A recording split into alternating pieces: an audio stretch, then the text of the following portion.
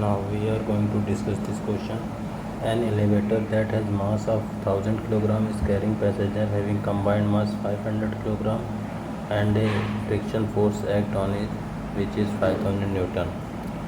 And we have to calculate power delivered by the motor required to lift the elevator upward at a constant speed of 2 meter per second.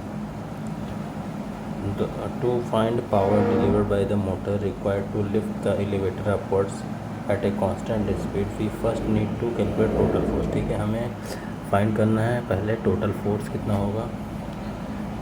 तो जो total force होगा F, अगर हम उसको name दे रहे हैं F total equal to force due to gravity plus due to gravity हो जाएगा आपका, और जो सेकंड फोर्स इस पे एक्ट करेगा वो होगा फोर्स ड्यू टू फ्रिक्शन. तो एलिवेटर पे दो फोर्स एक्ट कर रहे हैं, एक ग्रेविटी और दूसरा फ्रिक्शन फोर्स.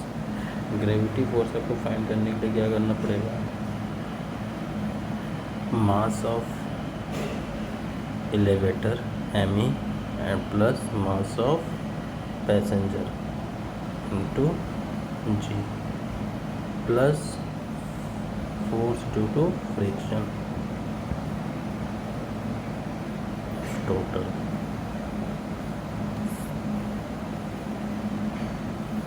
टोटल फोर्स, ठीक है.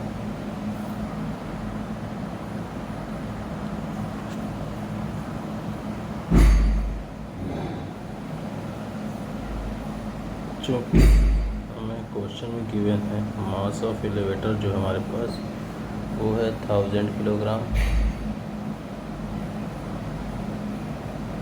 और mass of person is equal to 500 kg and value of G equal to 9.2 metre per second square. ठीक है.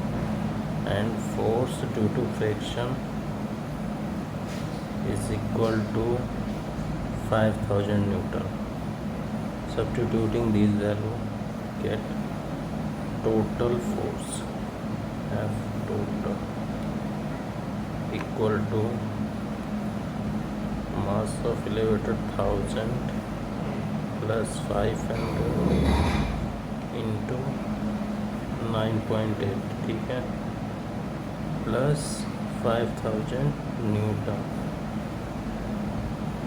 अगर आप इसको कैलकुलेट करेंगे तो जो वैल्यू आएगी हमारे पास वो आएगी 19700 newton. Now we have to calculate power. We know that power delivered by motor, power delivered by motor is equal to F total is total force multiplied by velocity. Okay. Substituting values, we get P equal to total force 19700 into velocity given 2 meter per second. Multiplying, we get 39400 watt, या इसको आप लिख सकते हो 39.4 kilowatt,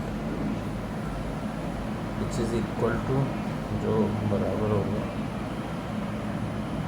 approx 40 kilowatt. Option A is correct. Thank you for watching.